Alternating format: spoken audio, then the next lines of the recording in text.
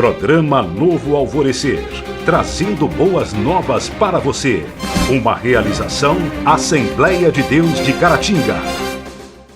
Meus irmãos, a paz de Cristo para você. Esse é o programa Novo Alvorecer, chegando mais uma vez. Você que nos acompanha pela TV ou pela internet, a gratidão do nosso coração por você sempre nos prestigiar. Eu queria pedir ao pessoal que nos acompanha pela internet que compartilhe aí os nossos vídeos. Nós compartilhamos aqui o nosso programa com o conteúdo da Escola Bíblica Dominical e vez ou outra a gente sempre recebe alguma mensagem de alguém dizendo que está sendo abençoado pelo que está assistindo aqui no nosso programa. Se você quiser compartilhar aí, com certeza outras pessoas também serão alcançadas através da nossa programação. Só lembrando aqui algo que vez ou outra a gente acaba dizendo aqui, que o nosso programa não tem como objetivo de dar subsídio para professores da escola dominical e nem superintendentes. Nós abordamos aqui o assunto de maneira bem superficial, de maneira panorâmica, para alcançar as pessoas que não têm muito hábito da leitura bíblica.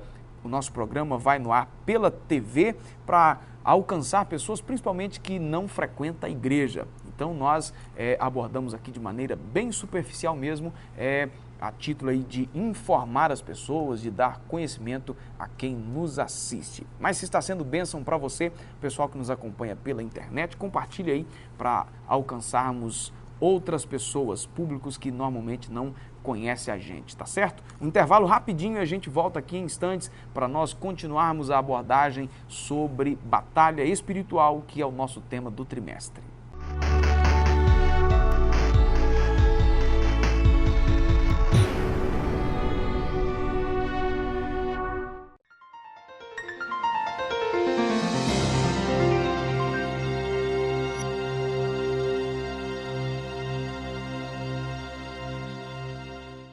Continuando o programa Novo Alvorecer, comigo aqui o Joás. Mais uma vez, Joás, Deus te abençoe poderosamente.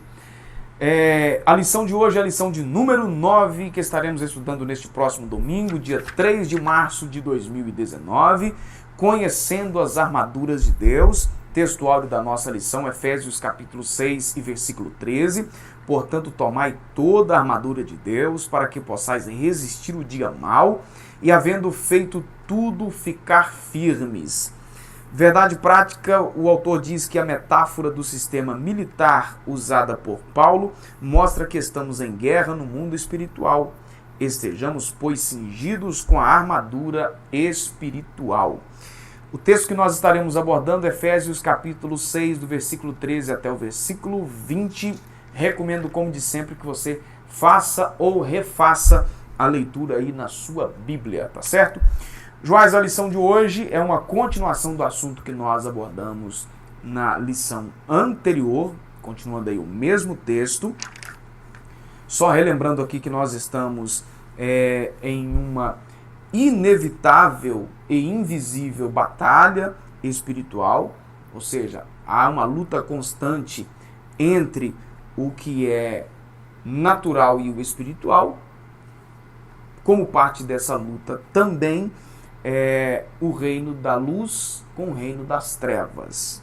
Então nós vamos estudar aqui o que o apóstolo usou, os exemplos que ele usou, as figuras de linguagem, a forma de ilustração para abordarmos aí esse importante assunto para melhorar a nossa compreensão em relação a esse combate real que nós estamos nele. Isso. Ele vai usar a metáfora militar, né, igual é ressaltado aí. Ele vai comparar, né, a necessidade que nós temos de nos armarmos, né, de nos protegermos, tanto com armas de defesa quanto de ataque, né, por causa desse inimigo que nós temos, que constantemente arma ciladas, né, contra nós. Esse inimigo é maligno, né, ele tem a intenção de destruir mesmo, né, de matar.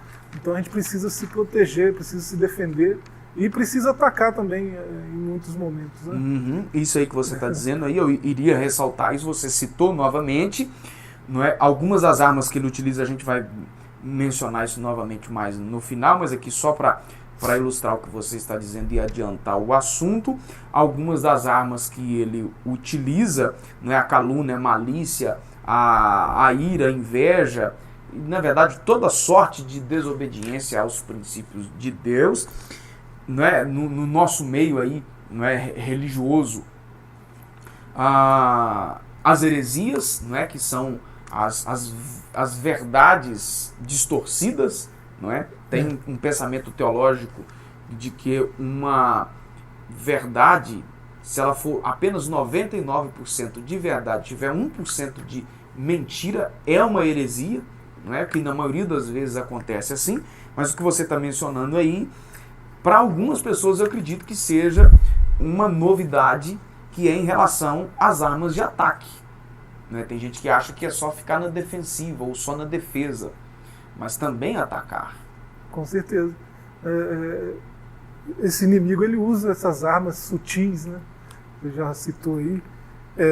E assim, se você ficar só na defensiva exclusivamente, né, você vai se cansar.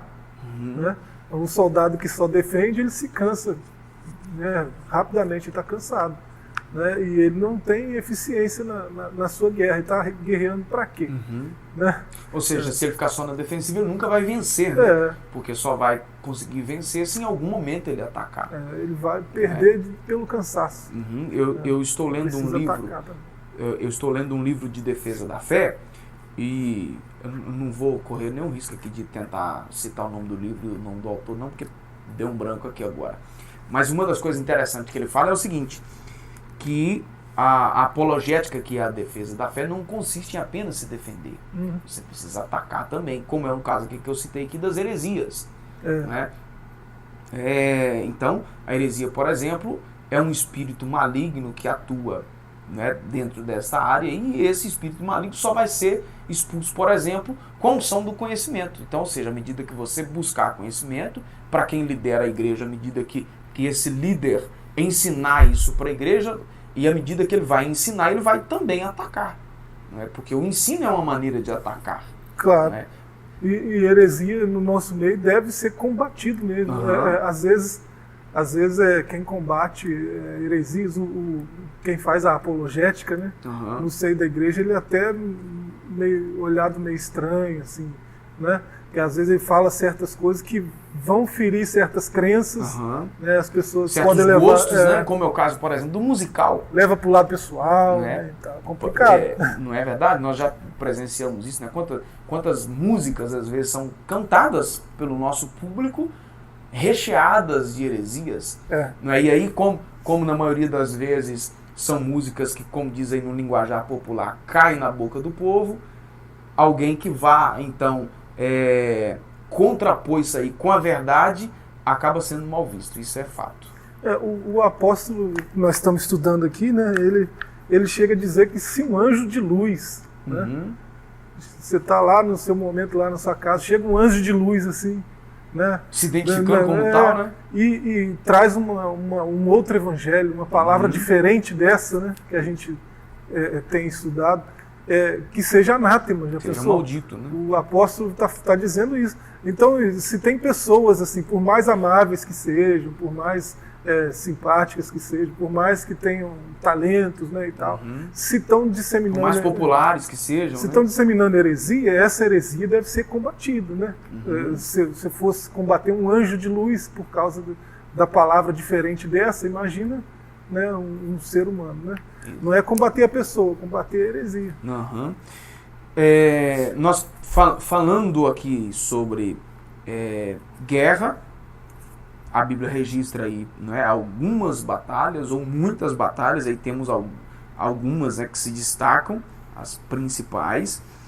Nós vemos que desde as civilizações mais antigas, né, relembrando aí a egípcia, a assíria, a babilônica, a grega, a romana e por aí vai, sempre estiveram acostumadas com as intensas batalhas, né, convivendo aí no meio do campo de guerra propriamente dito, né? Então, ou seja, o autor cita aqui os povos antigos, né? Que se destacaram por muitas batalhas e que, aí só adiantando aí, não é só os povos antigos também, né? Tantas guerras que existem atualmente, mas isso aí usado aí como uma figura de linguagem para entendermos o ambiente que nós estamos inseridos.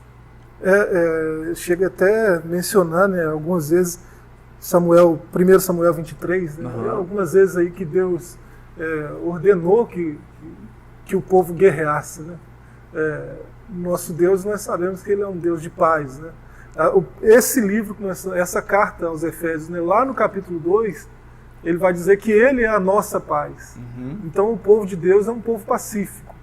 Então ele não está usando essa metáfora bélica, essa metáfora aí de guerra para incitar violência. Na atualidade, nos tempos que nós vivemos, né, qualquer coisa é incitação ao ódio, incitação à violência. Então não é essa a ideia de Paulo aos Efésios. A ideia dele é de mostrar a realidade da guerra espiritual, né, e preparar a igreja para essa guerra. Certo. Aí ele cita aqui que os antigos encaravam a guerra como algo sagrado, né, era esse o contexto da época, e aí era usual oferecer sacrifício a uma divindade, buscando proteção, buscando, não é, uma estratégia de guerra e tal, porque as pessoas viam as guerras como algo realmente sagrado. O autor utiliza aqui a questão dos antigos, mas eu acrescento aqui que não é apenas no mundo antigo. Não foram apenas os antigos que encaravam as guerras como algo sagrado, que atualmente também nós temos aí, não é, ao redor do mundo militantes radicais de alguns segmentos religiosos, como o caso do islamismo, não é, que acabam enxergando a guerra como algo sagrado, não é? Ainda que alguém queira tapar, ou seria melhor a colocação que fechar os livros da história para que não sejam lidos, mas a gente conhece aí que se estuda na escola secular a respeito das guerras, das cruzadas santas, né, que foram travadas aí, infelizmente, não é, por líderes religiosos do segmento cristão, né, entre aspas, porque de fato a guerra era tido como algo sagrado, o que nós vemos diferente do Novo Testamento, que não é assim. A guerra era mistificada, né, na antiguidade, né? Tinha os romanos, por exemplo, cultuavam um deus da guerra, eles tinham um deus da guerra, né? E outros povos também tinham o seu deus da guerra, né? A gente lê a história dos espartanos, né? Você vai ver que eles viviam para a guerra, né? O sentido, o propósito da vida deles era a guerra, né? Isso em toda a cultura deles, desde o nascimento, né, até se não tivesse guerra, não era. Eles entregavam a esse propósito. Né? Então, você vê, era uma coisa mística mesmo na antiguidade. Hoje existe essa coisa, essa guerra aí do mundo islâmico, né? Mas é uma guerra assim, entre aspas, porque assim, a gente não pode nem chamar de guerra você entrar numa família, na casa de família. Ali não tem guerreiros. O caso lá é terrorismo. Você né? vê o Boko Haram, entra numa casa de família, estupra as crianças, mata os filhos na frente dos pais, aquela coisa toda. Isso não é guerra, né? É terrorismo. Mas, assim, até na guerra propriamente dita havia um respeito. Né? Existia um protocolo de guerra, né? Sempre teve. E assim, hoje o negócio está mais bagunçado. Então, resumindo aqui para nós finalizarmos esse tópico e esse bloco, é de que o tema aparece aqui no texto do Novo Testamento, principalmente esse texto da carta de Paulo aos Efésios, apenas como uma figura de linguagem para que seja mais facilmente compreendido. Né? O tema sobre guerra em si é incompatível com o espírito cristão. Certo? Ok. A própria carta, no capítulo 2, verso 14, né, vai mostrar isso aí. Certo. Alguma coisa mais a acrescentar? Ok? Tá certo. Você de casa não sai daí, a gente volta em instantes.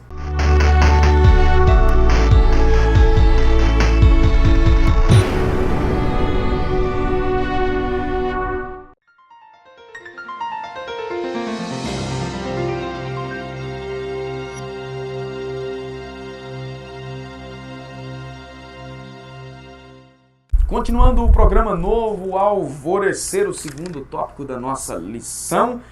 ainda falando sobre a metáfora bíblica de guerra, né, de armamento, de soldado e por aí vai, o apóstolo Paulo utiliza aqui, na sua figura de linguagem aqui, o que dispunha na época, né, tanto de guerras quanto de soldados.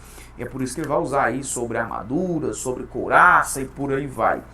Sobre a armadura, na sociedade contemporânea dele, conhecia ele com certeza a abundância de detalhes em relação à armadura do soldado romano, porque até não era algo muito comum, né, para todo lado, era o império da época, era Roma que dominava, então cada província tinha lá os seus representantes, né, a sua guarda. Então ele escreve isso aqui com riqueza de detalhe, porque sabia do que estava dizendo. E sem falar que ele passou por algumas prisões, né, romanas e assim, sempre escoltado, né, por soldados, sempre guardado por soldados. Atos vai falar de umas 3, parece, né, mas não cita todas. Ele diz em uma de suas cartas que ele passou por muitas prisões. Então ele conhecia bem de perto. Talvez não tenha sido preso várias vezes, mas transferido de uma para outra. Foi passando, né, tal.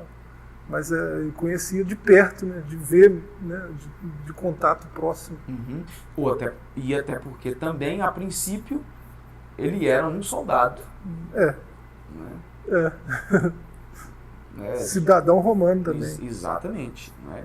A gente tem o caso lá do Estevão, em que Paulo, que até no então, né, há essa confusão toda aí, negócio de mudança de nome aí, mas, né, a dupla cidadania trouxe uma confusão a respeito aí de Paulo e de Saulo, mas Saul, né? O Saulo acompanhou o apedrejamento do Estevão pessoalmente, como um funcionário do Império Romano. Estava fazendo um papel duplo ali, né? Estava fiscalizando tanto para os religiosos quanto para o imperador. Exatamente. Então conhecia a armadura de perto, ou seja, tinha...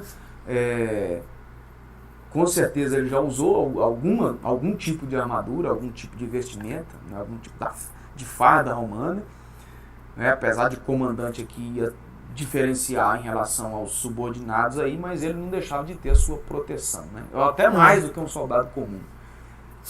Sobre a armadura de Deus aí, mesmo depois de tomar toda a armadura de Deus, o apóstolo nos exorta a ficarmos firmes.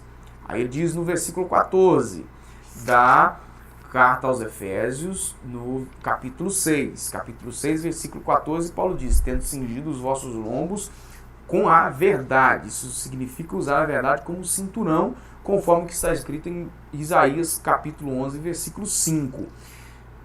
Usando aí essa figura de linguagem apropriada, pois usam as coisas da vida diária, né? A figura de linguagem é típico assim, conhecido de todos, para esclarecer então verdades espirituais.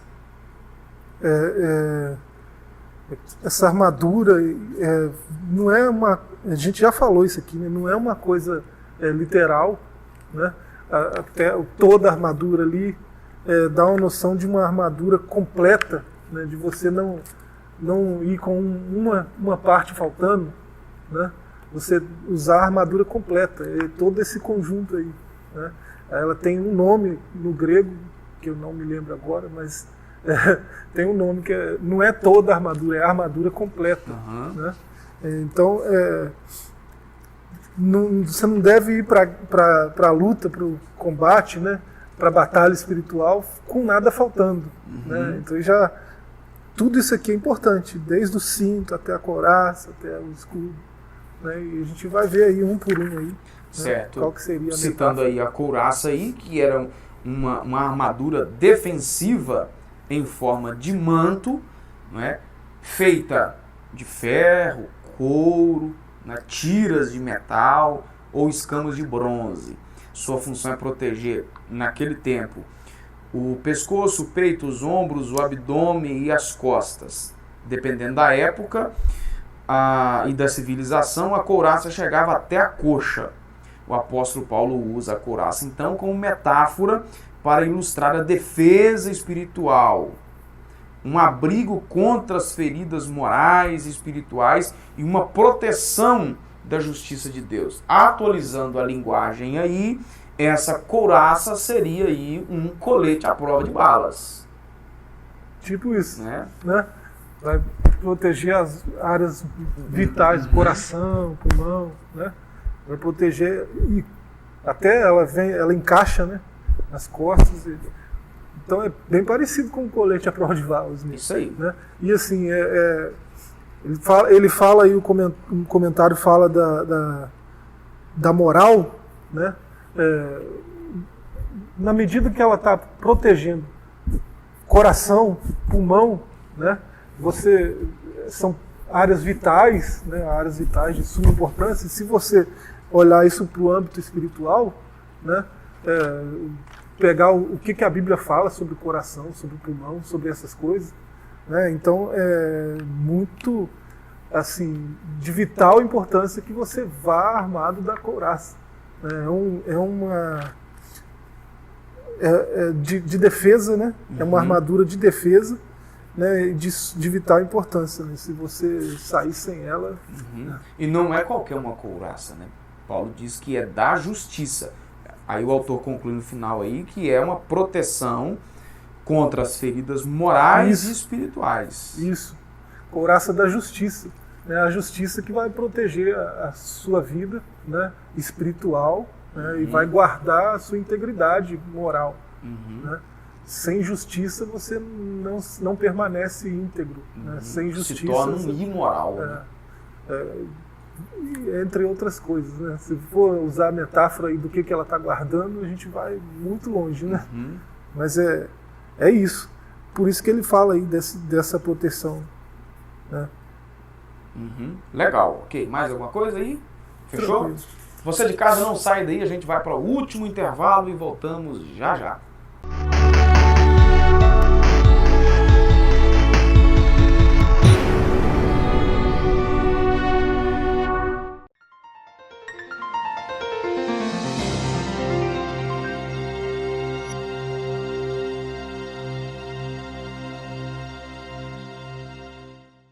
Voltando com o programa novo Alvorecer agora para o terceiro tópico da nossa lição. Nós abordamos aqui algumas das armas, né, sendo usadas aí como figura de linguagem. Falamos aí da armadura, falamos da couraça e agora nós falaremos aí de outras armas, né, sendo usadas aí na ilustração do apóstolo Paulo para nos ensinar a respeito dessa grande verdade e nos fazer entender qual deve ser a nossa postura, o nosso preparo em relação a essa inevitável, real e invisível batalha espiritual que nós estamos.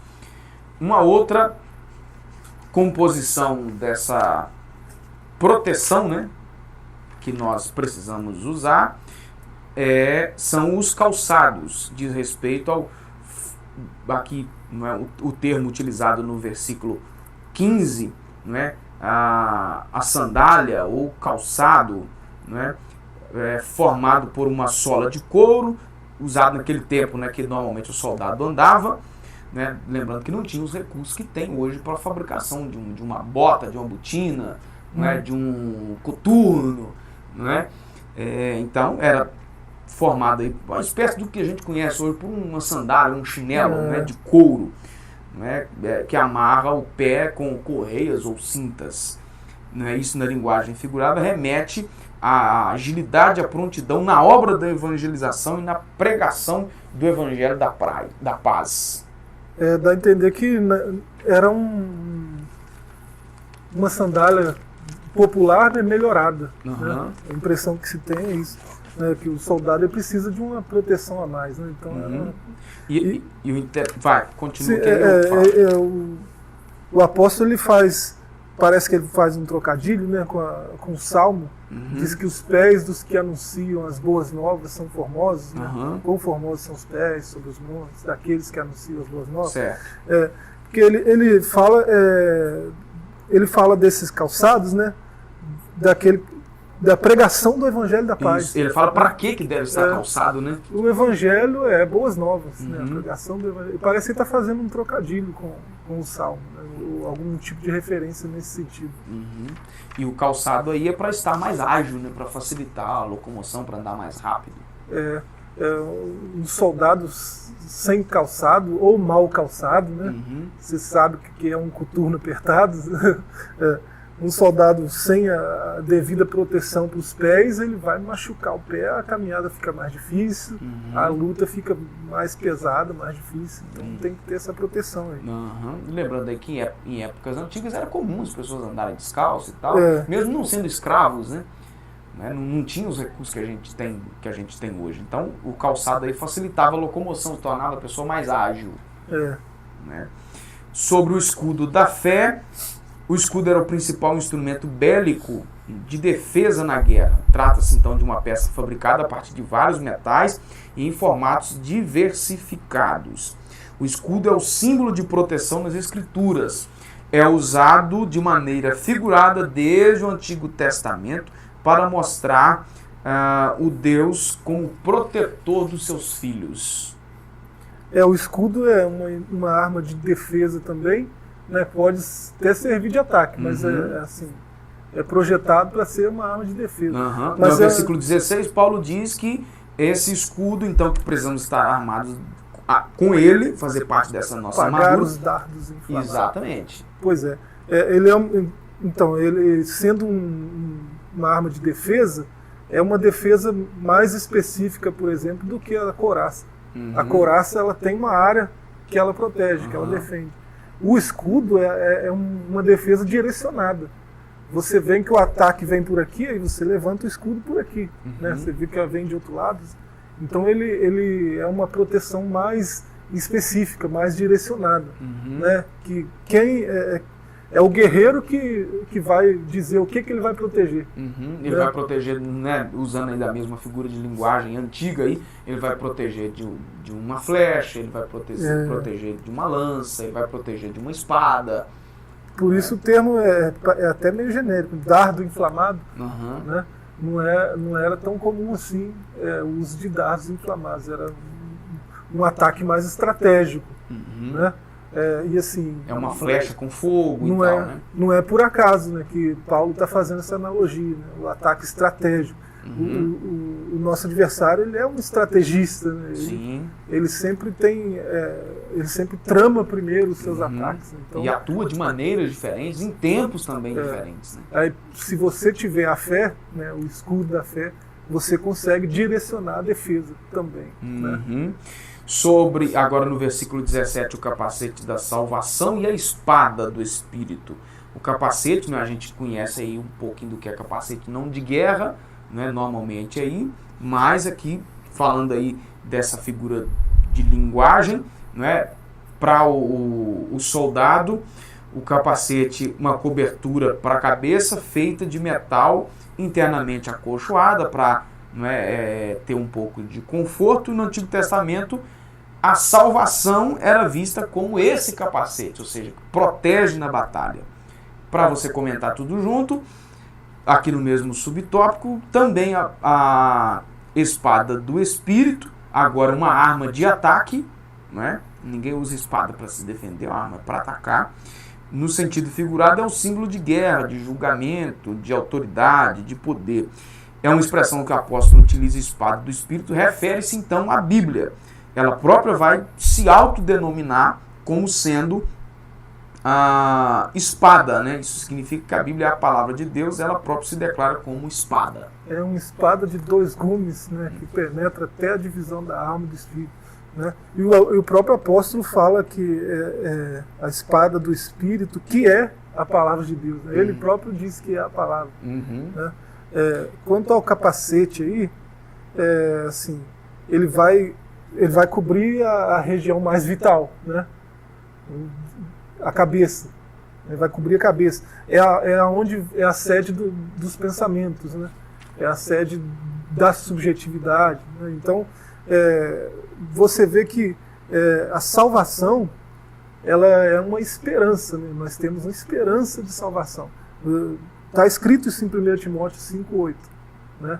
Então, a salvação ela é algo que o Espírito Santo testifica com o nosso espírito, está tudo na mente, né?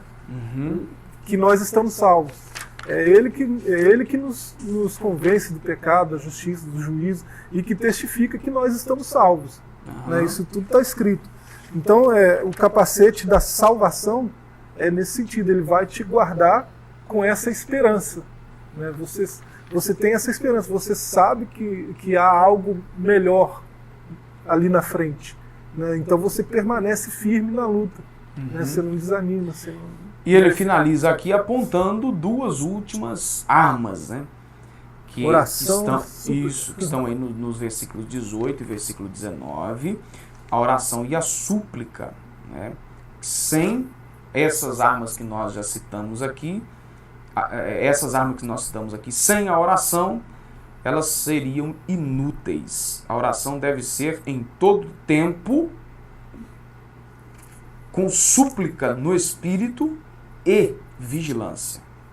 Isso. Então, oração e súplica com vigilância. A oração é que dá acesso ao cofre das armas, né? É ela que faz você entrar no bunker e sair armado. Né? Então, um cristão que para de orar, né, que para de falar com Deus, que desanima da oração, ele está se rendendo ao inimigo. Né? Você ter todo esse armamento aqui e parar de orar é o mesmo que ir se despindo desse armamento. Você não ora hoje, tira o capacete. Aí você não ora amanhã, tira a couraça. Você não ora, né? Você parou de orar, você está se rendendo. Você não está mais se colocando em posição de batalha, né? Como um lutador, como um batalhador. Você está se rendendo ao inimigo, se entregando. Isso é trágico, né? Na nossa luta aí, quando isso acontece, é trágico, porque assim, fatalmente pode ser que o soldado caia, né? E não tem mais jeito. Tá certo. Alguma coisa mais a acrescentar? Acho que é isso. Isso aí, beleza. Nós vamos terminando o programa Novo Alvorecer mais uma vez, agradecendo você por ter nos acompanhado até aqui. Que Deus te abençoe poderosamente no nome do Senhor Jesus. Você que nos assiste aqui na cidade de Caratinga pela TV ou pela internet, esperamos você em nossa igreja Assembleia de Deus Templo Central, Rua Princesa Isabel 52, bem no centro da nossa cidade de Caratinga, em Minas Gerais. Se você quiser conhecer um pouco mais sobre a nossa igreja, acesse os nossos portais na internet www.adcaratinga.com e www.projetosemeadores.org. Esse último site que eu acabo de citar é o nosso site do Projeto de Missões. Um abraço para você, obrigado pelo seu carinho, pelo seu prestígio, fique na paz. Programa Novo Alvorecer, trazendo boas novas para você. Uma realização Assembleia de Deus de Caratinga.